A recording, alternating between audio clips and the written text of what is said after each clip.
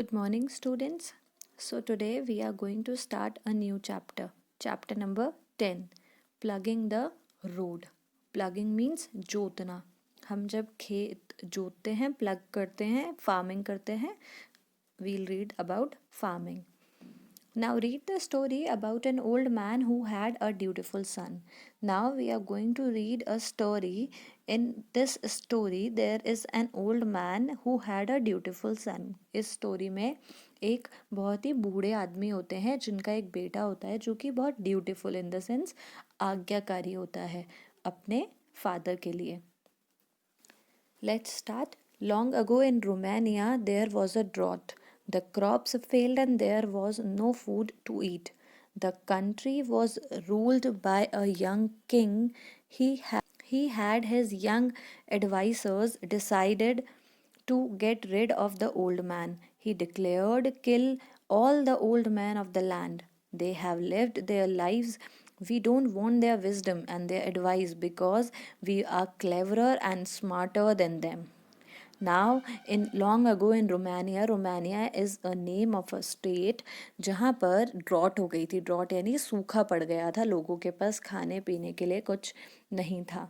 The crops failed, वहाँ पे crops भी नहीं हो रही थी, वहाँ पे खाने के लिए कुछ नहीं था. और in that country there was a young king. उस कंट्री में एक जवान किंग था.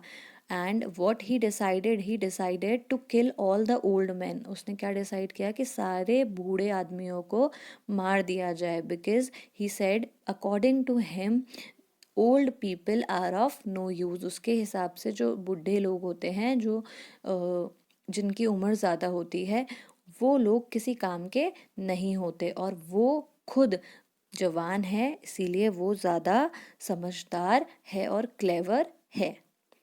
All over the orders were carried out with the greatest strictness, but there lived among these people a young man who had not the heart to kill his old father.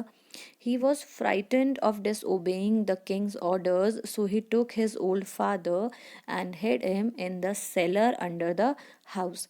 There he fed him and looked after him. He carefully visited his father only at night. Now, पूरे जगहों पे पूरे लोगों ने इस order को strictly follow किया. मतलब क्या हुआ, सब लोगों ने अपने अपने घरों में जो बूढ़े माँ बाप थे उनको, बूढ़े लोगों को मार दिया. अब इन सारे लोगों में से देयर वॉज वन मैन, एक आदमी था, हु हैड अ फादर, जिनके एक पापा थे, जिनको मारने की हिम्मत उस आदमी की बिल्कुल नहीं थी. सो व्हाट ही डिड, उसको डर भी लग रहा था किंग से. So what he did, he hide his father in a seller. उसने अपने ही पापा को एक कोठरी में यानी कि बेसमेंट में छोटे से रूम में छुपा दिया. And he took after of him, उसकी जो मतलब होता है कि ही लुक आफ्टर हिम, उसकी वो आदमी क्या करता, वो अपने पापा की वहीं पर उस सेलर में देखभाल करता, खाना खिलाता. और वो सिर्फ उनको रात में ही देखने जाता, बिकॉज अगर किंग को पता चल जाता तो वो उसके भी पापा को मार देते. For a while things went well. The country was prosperous, the earth yielded its produce, vineyards flourished, and the orchards were laden with fruit.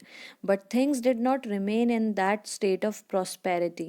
When summer came, there was such a drought that for months not a drop of rain fell. The crops were burnt off the face of the earth, the trees withered, and there was a dearth and famine in the land. This was followed by a severe winter, colder than the people had ever experienced in their life. Now, कुछ time तक everything was going well. हर कुछ एकदम सही जा रहा था, कोई problem नहीं थी, सब कुछ अच्छा हो रहा था. क्रॉप्स हो रही थी, अच्छे खेत हो रहे थे, अच्छे बगीचे हो रहे थे, सब कुछ अच्छा अच्छा हो रहा था, फ्रूट्स हो रहे थे अच्छे अच्छे. Everyone was very happy. लेकिन this state was this state of prosperity did not remain same. ये जो हरा भरा सब कुछ था ये ज़्यादा दिनों तक नहीं चला. जैसे ही गर्मियाँ आई, when summer came, everything was messed up, सब कुछ खराब हो चुका था. ड्रॉट फिर से आ गई थी एंड एक बूंद भी पानी की यानी एक बूंद भी बरसात नहीं हुई थी। एंड जस्ट बिकॉज बारिश नहीं हुई तो कुछ भी फार्मिंग नहीं हो पाई। देन ये सब कुछ जो था, जो भी प्रॉस्पेरिटी थी वो ख़त्म हो गई, लोगों के पास खाने के लिए ख़त्म हो गया, पानी की कमी हो गई। सो एवरीथिंग वॉज इन अ और this was followed by a severe winter. ये विंटर तक चला। अब लोगों को ये वाली विंटर सबसे ज़्यादा डेंजरस लग रही थी because there was nothing to eat and drink. Moving to next page. Fell and covered the fields. No food was left, not even seed for sowing the field in springtime. People and cattle were dying of starvation. Now everything heavy snow होने लग गया वहाँ पे उन fields पे, snow रहने लग गया और अब उनके पास कुछ खाने के लिए बचा ही नहीं था, ना ही एक इतना सा सीड यानी बीज बचा था कि वो सीड को यूज़ करके वो क्रॉप्स को प्लग कर पाएँ। अब जो लोग थे और जानवर थे वो भूख के मारे मर रहे थे। One night when the son came as usual to his father, he could not bring more than a morsel of food. His father asked him, "What is the matter, my son? Why are you so sad?" अब one night what happened? The son went to his father. जो बेटा था वो अपने पापा के पास गया और वो अपने पापा के पास एक निवाले से ज़्यादा नहीं ले जा पाया। अब and his father asked him, बेटा वाई आर यू सैड, कि आप दुखी क्यों हो, कुछ प्रॉब्लम है, so tell me. Now father wept the son, father wept the son. अब जो बेटा है वो रोने लगा, अपने पापा को बताने लगा कि पापा देयर इज़ अ फेमाइन, कि यहाँ पर सूखा पड़ चुका है। All the granaries are empty, there is no seed even to sow, we shall all die of hunger.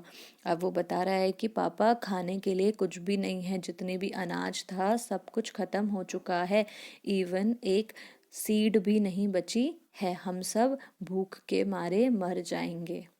The old father said, my son fear not. अब जो वो बूढ़े पापा हैं उसके, वो बोल रहे हैं कि अरे बेटा don't fear, take a plug and plug up the road in front of the house and the next road too, do not ask any questions.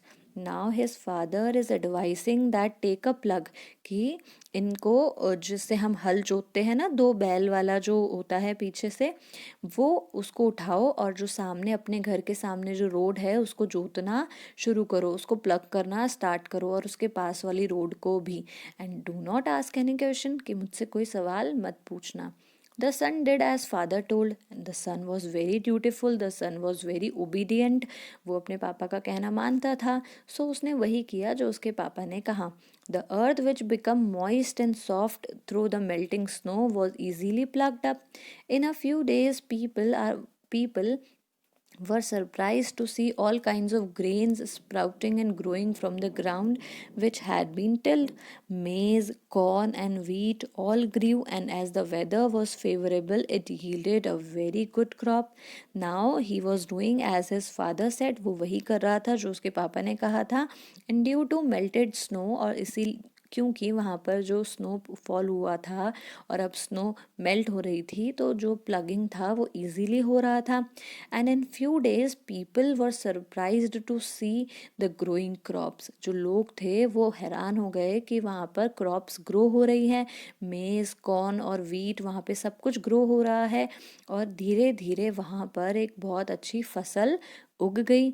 His neighbors were greatly astonished. उसके जो पड़ोसी थे वो एकदम शॉक हो गए at what they saw, and they went and told the king what had happened.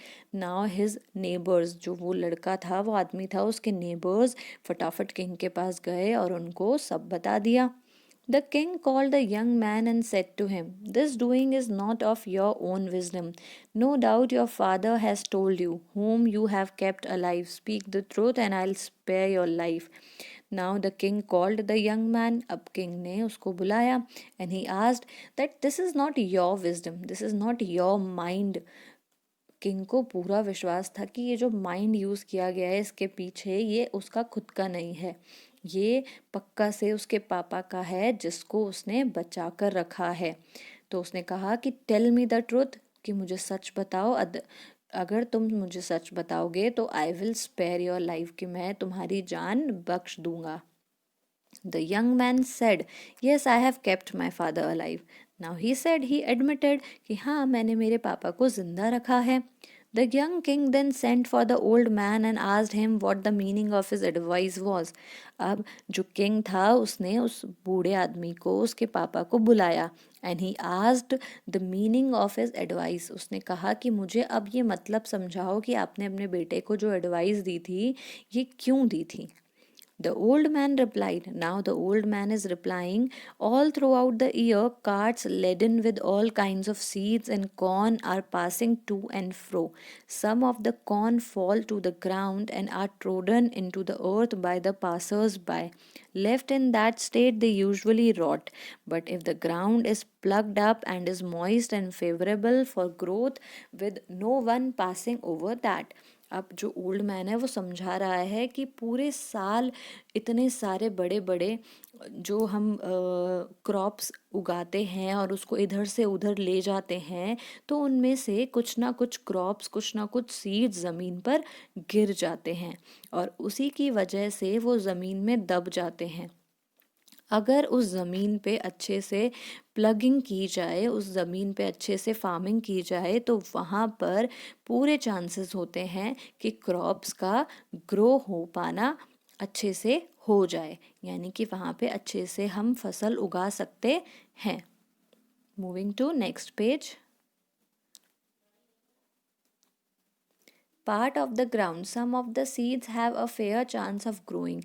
It is upon that chance that I relied, and thus it has come to pass that we have now a rich crop, not only for our necessities but also to provide you all with enough seeds for your own fields in the future. Now I relied on that chance, मैंने उसी chance पे भरोसा किया कि जो बीज ज़मीन में धंस गए थे, अगर उस पे फार्मिंग हो, उस पे प्लगिंग हो, तो शायद वो उसमें से क्रॉप्स निकल सकती हैं, और वो क्रॉप्स निकली। Now we have so much crops, अब हमारे पास इतनी क्रॉप्स हैं कि अब हम आपको भी क्रॉप्स दे सकते हैं कि आप लोग भी प्लगिंग कर सकते हैं, फार्मिंग कर सकते हैं। When the king and the young people heard what the old man had to tell, they saw his deep wisdom and recognized their folly. Now, when they heard, ये सब सुना उन सब ने, तो दे रियलाइज्ड कि जो ओल्ड मैन है उसका जो दिमाग है, उसकी जो एडवाइस है इज़ वेरी प्रीशियस, वो बहुत ज़रूरी है। And they realized their mistake, उन्होंने अपनी गलती को रियलाइज़ किया। They decided to allow old people to live in peace and honour, उन सब ने डिसाइड किया कि हम बूढ़े लोगों को शांति से और इज़्ज़त से वहाँ रहने देंगे। And henceforth the old man began to live happily to the end of their days, और इसके बाद किसी भी बूढ़े आदमी को मारा नहीं गया, और उसके बाद वो अपनी लाइफ को हैप्पीली जीने लगे। So finally we have completed this chapter. Hope you have understood something from this chapter. So respect your old people, respect your grandfather, grandmother, don't irritate them, always respect them.